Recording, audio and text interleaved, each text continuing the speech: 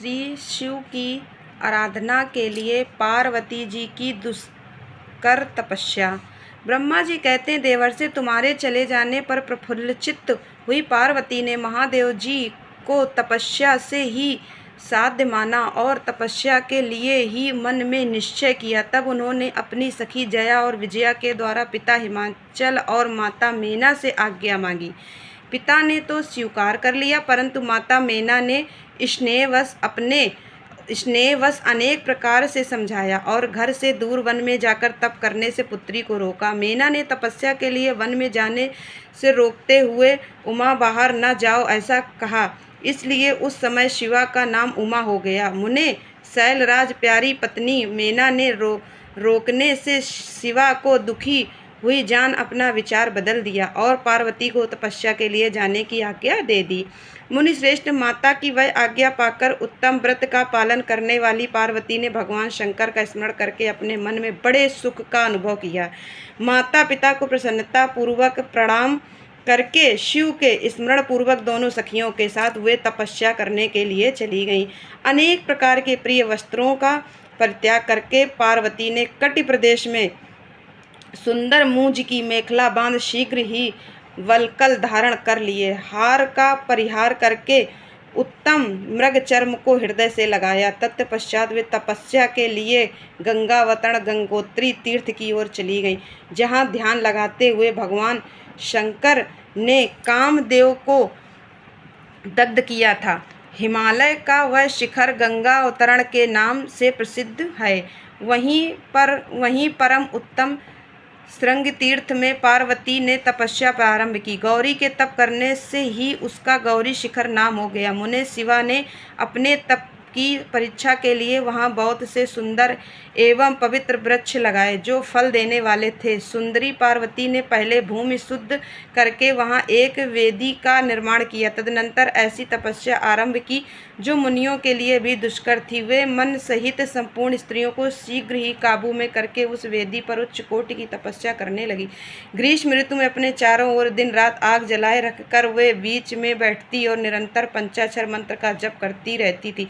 वर्षा ऋतु में वेदी पर सुस्थिर आसन से बैठकर अथवा किसी पत्थर की चट्टान पर ही आसन लगाकर वे निरंतर वर्षा की जलधारा से भीगती रहती थी।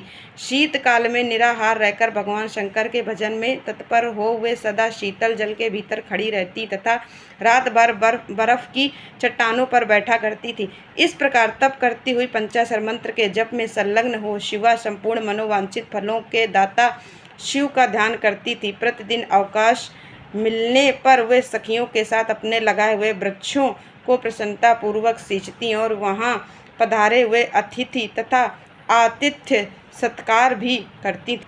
शुद्ध चित्त वाली पार्वती ने प्रचंड आंधी, कड़ाके की सर्दी, अनेक प्रकार की वर्षा तथा दुस्सह धूप का भी सेवन किया। उनके ऊपर वहां नाना प्रकार के दुख आए, परंतु उन्होंने उन सबको कुछ नहीं गिना। मुने वे केवल शिव में मन लगाकर वहां सुस्थिर भाव से खड़ी या बैठी रहती थी।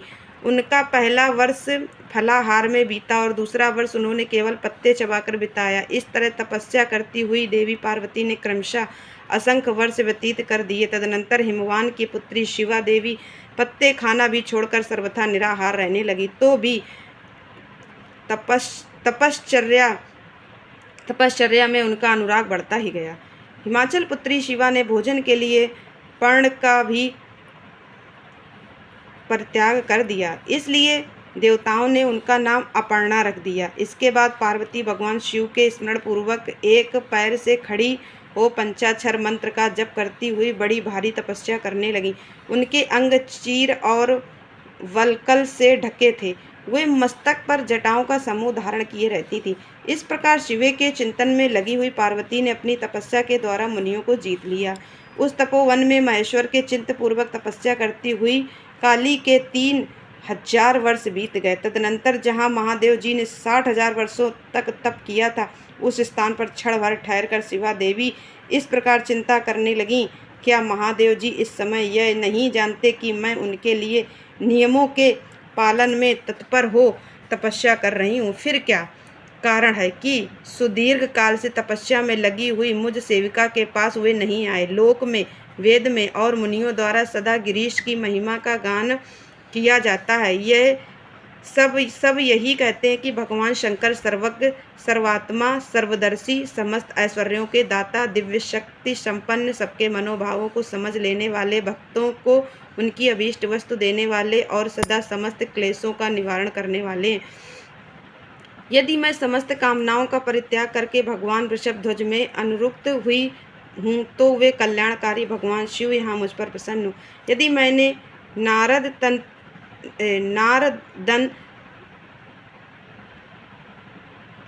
नारद स्त्रोक्त शिव पंचाक्षर मंत्र का सदा उत्तम भक्ति भाव से विधि पूर्वक जप किया हो तो भगवान शंकर मुझ पर प्रसन्न हो।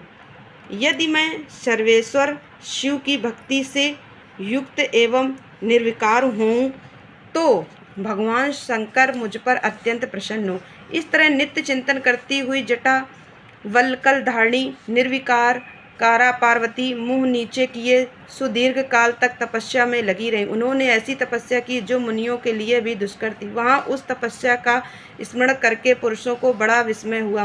महर्षि पार्वती की तपस्या का जो दूसरा प्रभाव पड़ा तो उसे भी हक से इस समय सुनो। जगदम्बा पार्वती का वह महान तप परम आश्चर्यजनक था जो स्वभावतः एक दूसरे के विरोधी थे। ऐसे प्राणी भी उस आश्रम के पास जाकर उनकी तपस्या के प्रभाव से विरोध रहित हो जाते थे। सिंह और गौ आदि सदा राग आदि दोषों से युक्त रहने वाले पशु भी पार्वती के तप की महिमा वहाँ परस्पर बाधा नहीं पहुँचाते थे। मुनि श्रेष्ठ, इनके अतिरिक्त जो स्वभाव एक दूसरे के वैरी हैं वे चूहे बिल्ली आदि दूसरे जीव भी उस आश्रम पर कभी रोष आदि विकारों से युक्त नहीं होते। वहाँ के सभी वृक्षों में सदा फल रहते थे। भांति भांति के तृण और विचित्र पुष्प उस वन की शोभा बढ़ाते थे। वहाँ का सारा वन प्रांत कैलाश के समान हो गया। पार्वती के तप की सिद्धि का साकार रूप बन गया।